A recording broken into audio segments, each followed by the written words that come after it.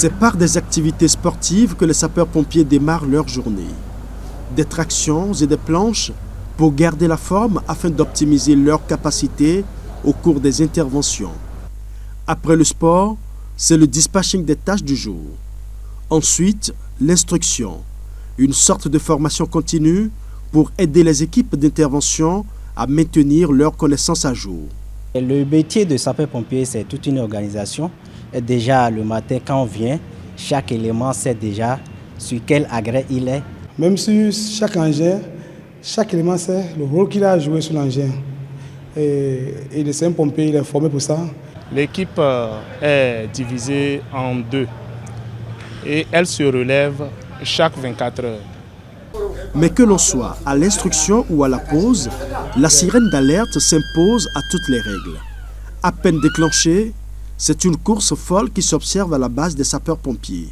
Donc le BOT sur place, dès qu'il sonne l'alarme, ceux qui sont concernés par l'intervention se mettent dans leur engin pour partir pour l'intervention. Il y a une sirène qui est destinée au décalage de chaque véhicule. Donc si vous êtes sur un véhicule, on actionne sur la sirène qui doit bouger votre véhicule automatiquement. Même dans le sommeil, vous sautez et puis vous allez à bord de ce véhicule. Et votre chef, le chef qui commande ce véhicule, se dirige au niveau du bureau qui traite les appels. Il y a déjà un bordereau qui est déjà rempli. Donc vous prenez le bordereau, c'est à base de bordereau. Il y a déjà les inscriptions, le nombre d'accidents, le nombre de victimes, de quoi s'agit-il et les risques, ainsi de suite. On a toujours l'équipe disponible pour assumer les interventions pour lesquelles nous sommes sollicités. Déjà que le véhicule quitte la caserne, nous sommes en sirène, on se rend sur les lieux. Donc l'adresse est déjà indiquée depuis le BOT, on se rend sur les lieux. Selon les informations recueillies, les équipes font en moyenne une dizaine d'interventions par jour, les unes plus graves que les autres. Profitant de cette sirène, notre équipe de tournage s'embarque aussi dans la mission de secours déclenchée. Un accident réel avec une dame au-dessus de la soixantaine gisant à terre. De toute vraisemblance, sa tête aurait heurté le bitume dans la collision. Rapidement, les sapeurs-pompiers sécurisent le périmètre et commencent les premiers soins. Chaque membre de l'équipe connaît et joue avec précision son rôle. Tout pompier doit être capable d'apporter les premiers soins, mais en restant dans la fourchette du pompier, en ne voulant pas jouer au médecin, bien sûr. Souvent, avant d'arriver, il y a des badauds qui sont là, ils dépouillent la victime et ils déplacent la victime, ce qui ne doit pas être fait. Donc, arriver là, ça nous complique aussi la tâche. Donc, on souhaiterait qu'avant notre arrivée, la population prenne des mesures pour faire seulement la protection, c'est-à-dire protéger la victime, les tierces personnes, et de ne pas déplacer la victime jusqu'à l'arrivée des secours. Quand on a la sirène à bord des engins, c'est qu'on va pour secourir une vie qui a besoin de secours et dans un délai précis pour peut-être pouvoir survivre. Donc c'est pour dire à la population que la sirène demande à ce qu'ils cèdent la voie pour que nous ayons évité au secours d'une personne qui est dans le besoin. Une fois la victime sécurisée, l'équipe d'intervention met le cap sur le centre de santé le plus proche. Ici, la victime est remise aux spécialistes de santé. L'équipe de secours retourne à la base pour d'éventuelles autres missions.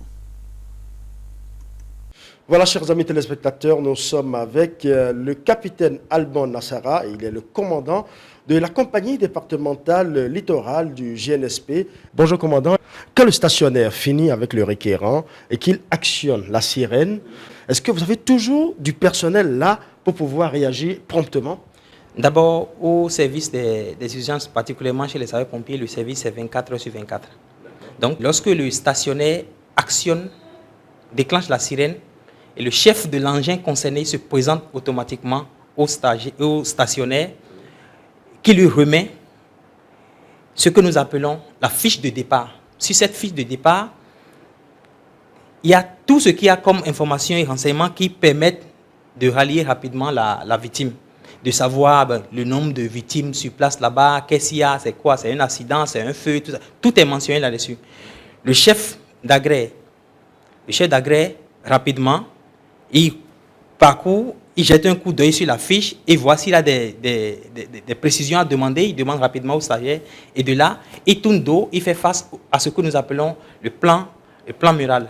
Le plan mural, c'est le plan de Cotonou, en fait, le plan de la zone d'intervention qui vous permet rapidement de savoir si l'intervention est à Pedro-Médé, par exemple. Actuellement, c'est 1 heure de pointe ou bien quoi. Quel est le circuit que nous allons emprunter pour rapidement rallier les lieux? Et rapidement, il définit son itinéraire. Pendant que lui faisait ses formalités, le reste de l'équipage est déjà à bord. Le conducteur a déjà mis le moteur en marche. Lorsqu'il quitte là, en même temps, il embarque là. Le véhicule doit sortir. Le temps entre le déclenchement de la sirène et toutes ces formalités pour que le véhicule franchisse le seuil du portail, c'est 1 minute pour les engins de secours à victime et 3 minutes pour les engins pompes, si c'est un incendie. Avec vous, capitaine Nassara, je constate que c'est carrément la vitesse au niveau des sapeurs-pompiers. Mais il arrive très souvent que vous soyez pris à partie sur le terrain. Nous avons appelé les sapeurs-pompiers, ils ne sont pas venus à temps, la victime est décédée parce que les sapeurs-pompiers ne sont pas vite arrivés, ou la maison a complètement brûlé parce que les sapeurs-pompiers sont venus en retard. Qu'est-ce qui se passe entre-temps pour que les sapeurs-pompiers qui devraient être à temps sur le lieu du sinistre viennent parfois en retard? Merci beaucoup. Je peux vous dire que aucun pompier ne peut entendre la sirène d'intervention retentir comme ça là et se mettre à faire de n'importe quoi, ou bien aucun pompier ne peut sortir de la maison pour aller intervenir et prendre le véhicule pour aller se balader. Donc quand les gens disent que bon, les pompiers ne sont pas arrivés, on les a appelés, ils ne sont pas arrivés, ou bien ils ont fait, je réponds, c'est normal pour quelqu'un qui est dans la difficulté. Vous voyez, les minutes sont comptées comme des heures, en fait. Mais en réalité, le problème que nous avons souvent, c'est le problème d'encombrement de nos voies. Le problème d'encombrement de nos voies avec les usagers qui restent parfois indifférents aux avertisseurs sonores que nous avons à bord de nos engins. Et ça nous ralentit considérablement. Et quand ça arrive souvent, qu'est-ce que nous faisons? On est obligé, nous avons à bord des engins, nous avons des postes radio incorporés qui nous permettent quand même de les inviter peut-être soit à serrer la droite ou bien la gauche pour nous permettre d'avancer. Ou carrément, c'est la police qui nous aide. Quand ils sont à des carrefours donnés, ils entendent la sirène, ils sont obligés d'arrêter tout le monde et de nous libérer le côté pour nous permettre de passer. Autrement, vous êtes coincé et vous perdez tout le temps. Et les usagers, il y a des usagers qui ne cèdent même pas. Il y en a, vous êtes même derrière eux, bon, vous klaxonnez, vous faites tout, bon, ça leur dit rien, quoi. Oui. Dites-nous, capitaine Nassara, vous avez abordé un aspect qui m'intéresse bien évidemment, c'est-à-dire les fausses alertes. Et quand les gens font des fausses alertes, comment est-ce que vous arrivez à peut-être identifier que là, il s'agit de fausses alertes ou pas? Bon, généralement, on n'a pas un appareil qui nous permet, nous autres, d'identifier, de détecter les fausses alertes comme ça, systématiquement. Et comme nous, on est là, 24 heures sur 24, on est là pour voler au secours des gens. Et même si vous êtes en train de nous mentir, dès lors que vous nous dites que c'est pour une intervention, c'est pour un accident ou bien quoi, nous, c'est notre devoir. On est obligé de décaler les pompiers pour aller au secours de la victime. Mais bon, souvent, c'est arrivé là-bas qu'on se rend compte qu'en réalité, il n'y avait rien. Et puis, bon, les gens, ils vous emmerdaient seulement. Vous demandez dans tout le quartier, on vous envoie, vous tournez, vous ne trouvez rien. Et puis, bon, et vous revenez. Mais les conséquences, c'est que, et d'abord, pour l'État, c'est un gaspillage du carburant de l'État. Et vous fatiguez le matériel de l'État. Et vous fatiguez également le personnel. Le personnel, c'est l'état de fatigue pour le personnel. C'est impuissant. Et le pire, c'est que il pouvait y avoir réellement intervention quelque part et puis un accident quelque part où les gens ont besoin de l'engin, peut-être c'est le seul engin qui était disponible en ce moment-là. Et bon, vous l'avez envoyé peut-être à Pau pour juste une simple balade, alors que peut-être quelque part à Fifadji ici, il y a un accident grave qui nécessitait vraiment la présence des secours. On vous appelle les soldats de feu. On vous voit également sur les sites d'accident à prodiguer les premiers soins de secours et autres. Est-ce que le sapeur-pompier reçoit une formation de santé? Si, pas de santé en tant que tel, mais le travail du médecin vient vraiment compléter, sinon achever ce que le pompier a commencé. On dit souvent que l'intervention des sapeurs-pompiers s'arrête là où commence pour les médecins. C'est une complémentarité en fait. C'est surtout dans les gestes de secours. Les gestes de secours, quand il y a un accident, par exemple, quand la personne, vous avez quelqu'un qui est suspecté d'un problème au niveau du rachis, par exemple, il y a vraiment la manière pour manipuler une victime de ce genre. Et quand vous ne savez pas le faire, vous allez facilement l'achever. Donc, quand vous prenez les dispositions pour respecter les consignes et vous conditionnez correctement la victime là jusqu'à l'hôpital, vous permettez quand même aux médecins de poursuivre le traitement pour que la victime puisse facilement recouvrir sa santé. Donc, c'est une complémentarité en fait entre nous. Particulièrement, on est dans les gestes de secours, les gestes les gestes vitaux qu'il faut poser sur une victime accidentée ou autre. Et même dans les situations pour les femmes en travail, quelles sont les manières pour les calmer, les aider à tenir jusqu'à l'hôpital, tout ça là. Et nous, on est beaucoup plus formés dans ça. Mais ce qui est sûr, ça s'arrête là où commence pour les personnels de santé, réellement. Oui. Merci à vous, capitaine Nassara. Je rappelle que vous êtes le commandant de la compagnie départementale le Littoral du groupement national des sapeurs-pompiers. Merci de nous avoir reçus chez vous.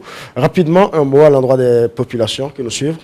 Oui, pour les populations, je l'ai déjà dit, ils n'ont qu'à savoir que les pompiers sont là pour elles. Hein. Les pompiers sont là pour les populations, pour les servir. Donc, il n'y a pas de soucis à se faire. Quand il y a un problème, un sinistre quelque part, un sinistre découvert quelque part, qu'elle n'hésite pas, qu'elle appelle à tout moment, mais que les gens appellent réellement pour des interventions réelles. Hein, que les gens appellent pour les interventions réelles. Et qu'elle sache aussi que c'est pas souvent vrai quand on dit que bon, on les a appelés, ils ne sont pas venus ou bien quoi. Il y a des moments où nous recevons même beaucoup d'appels au même moment. Il y a des moments où nous recevons beaucoup d'appels au même moment, mais nous prenons quand même les dispositions pour honorer ces demandes de secours. Et soit d'abord en s'appuyant sur les engins, les agrès du centre de secours alerté, ensuite les agrès dans les centres de secours voisins, parce que les centres de secours sont installés de manière à pouvoir s'appuyer mutuellement.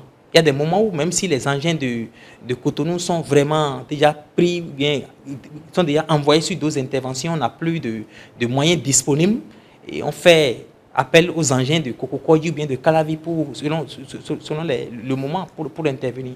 Donc nous nous appuyons mutuellement, donc il n'y a pas d'inquiétude à ce niveau-là, que les gens gardent en tête que nous sommes là pour intervenir, pour secourir les gens. On ne peut pas nous appeler, on va dire qu'on ne va pas venir ou bien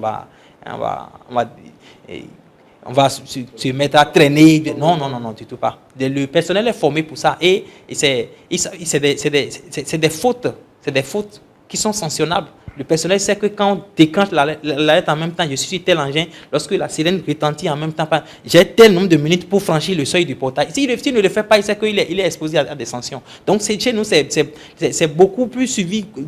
Cette rigueur est beaucoup plus suivie en fait. Donc tout le reste, là, quand l'intervention traîne et autres, là, bon, souvent peut-être c'est dans la circulation et qui est souvent vraiment trop dense à des moments donnés. Les heures de pointe, la circulation est vraiment dense, vous n'arrivez pas à circuler librement. C'est ces trucs-là qui font qu'on n'arrive pas peut-être à temps sur les lieux d'intervention, mais jamais le pompier n'a refusé d'intervenir, et quoi qu'il en soit.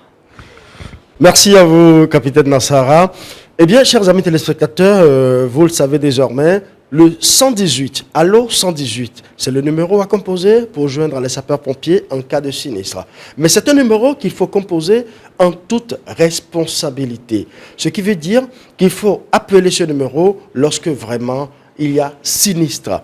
Et vous avez entendu le commandant de la compagnie départementale Littoral du groupement national des sapeurs-pompiers. Il l'a notifié tout à l'heure, les sapeurs-pompiers sont toujours à votre disposition.